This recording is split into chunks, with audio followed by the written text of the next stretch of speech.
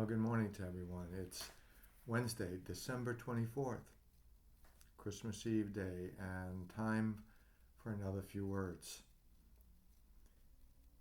I was trying to think what would be a suitable presentation for today, and I thought, in Jesus' lifetime, he spoke and he taught mainly by stories and by allegories and by what we call parables that didn't need any explanation.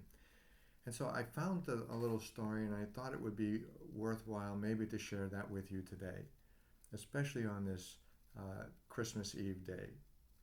Um, and as we're entering into this officially Christmas season this evening.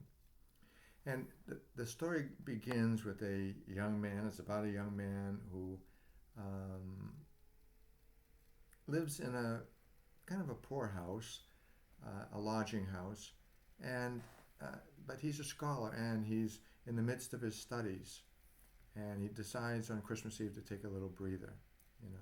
So he goes down into the street and he's walking around. He happens to notice there's this little boy who's seemingly a very poor boy standing by a lamppost, and everybody seems to be ignoring him.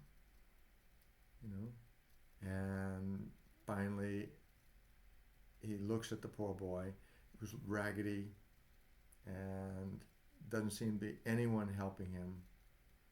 And he gets quite angry because he's a Christian, and he's a serious Christian, and he prays every day. And he's very sensitive. And he looks up to heaven and he says, God, why are you doing this? Why aren't you doing something for this poor boy? Anything, something. And then the young man looks at the little boy again and he says, after the Lord tells him, but I have done something. Well, he looks at the boy again. He says, well, I got to tell you, Lord, I don't want to be impertinent or anything, but it doesn't seem what you're doing is working. And God tells him, no, I don't think it seems to be working. And then the boy says, well, Lord, I got to tell you, I'm very kind of disappointed, and I'm a little perturbed, and I'm a little anxious and worried and upset. Would you please tell me what you've done to make possible for this boy to live? What have you done? And the Lord tells him, I created you. I created you.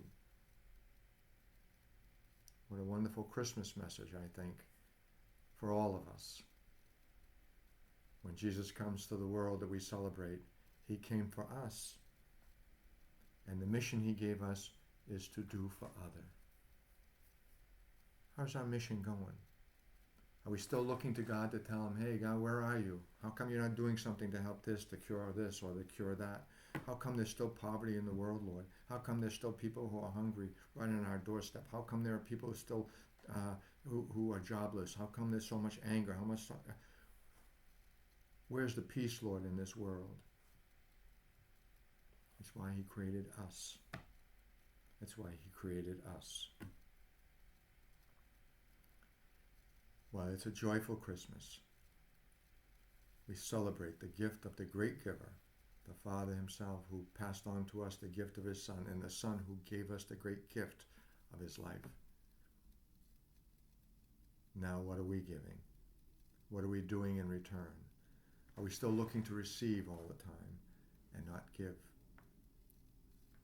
God bless us all on this Christmas Eve day.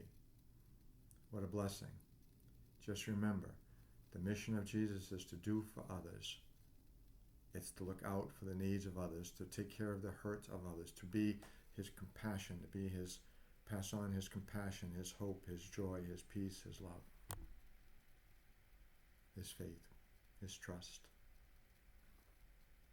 We can't wait for the angels of God to come singing down. They might, who knows, but can't wait for that. Don't hold your breath. We have to do it. Most of the evil in the world is brought about by us, by humanity.